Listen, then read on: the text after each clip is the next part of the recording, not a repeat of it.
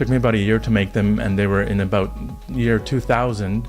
There was the first permeation, I guess you would call it, and it was a bunch of 10-sided stones and a single piece of wax actually that was shaped. And it's evolved. The Kismet stones grow and change with use. And now the Kismet stones have I think 7 pairs, because they come in 2 sets: the spiritual view and the egotistical or ego perception of self. And so there's the spirit pieces. There's 3 of them, which represent body, mind, and spirit. And then the psychic piece, they all exist in dualities, and things like domestics and finances, knowledge and wisdom, love and fear. You know, these really yin and yang. Yin and yang is almost the same as love and fear, actually.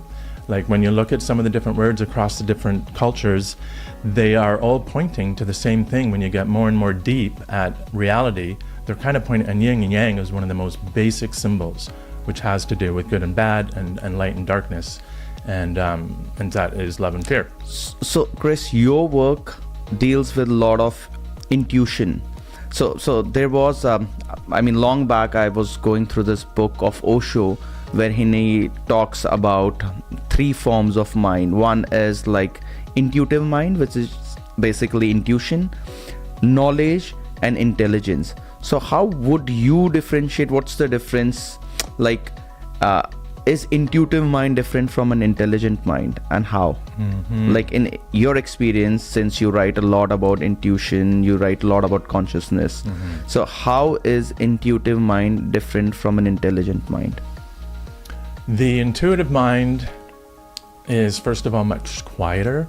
It's a very still voice, if you will.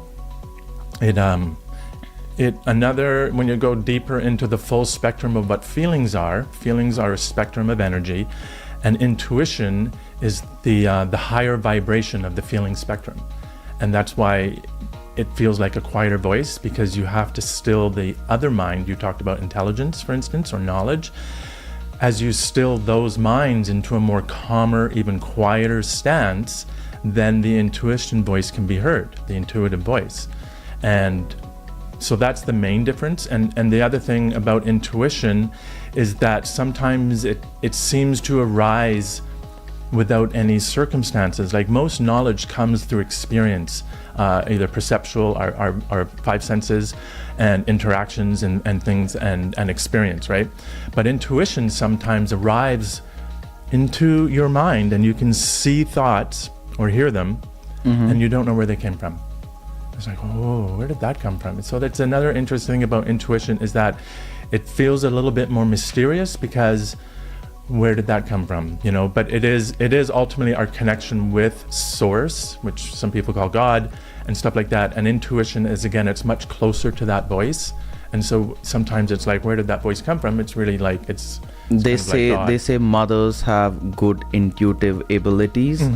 For example, mother sitting at a distance can actually feel her offspring, kids, what they're feeling, what they're going through. Many a times it happens, right? For example, you're thinking about your kid and then they call you up. I think that would be a good example of strong intuitive capabilities.